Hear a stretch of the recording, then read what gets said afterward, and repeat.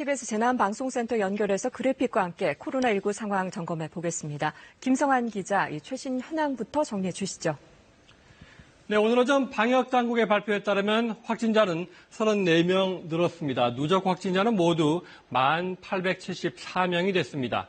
어제 추가 사망자는 없었고 격리 중인 환자는 1,000여 명으로 전체의 10% 미만대로 내려갔습니다.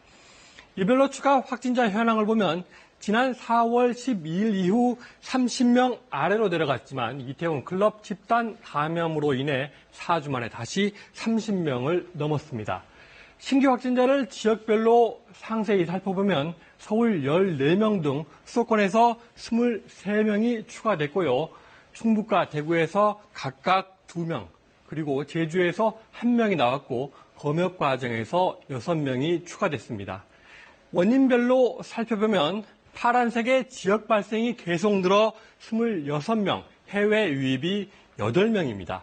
이 지역 발생 대부분은 이태원 클럽 방문과 관련된 확진자로 파악됩니다.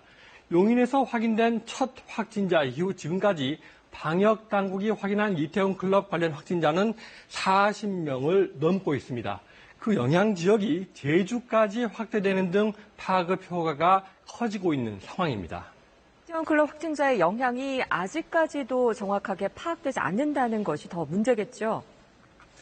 네, 지금 상황에선 최대한 빠르게 영향 범위를 파악하는 것이 중요합니다. 클럽 방문 확진자들은 지난 2일과 4일, 5일에 이태원 클럽을 방문했습니다. 이를 전후에 지난달 30일부터 이달 5일까지 연휴 기간 동안 이태원 클럽을 방문했을 경우 감염에 노출됐을 가능성이 큽니다.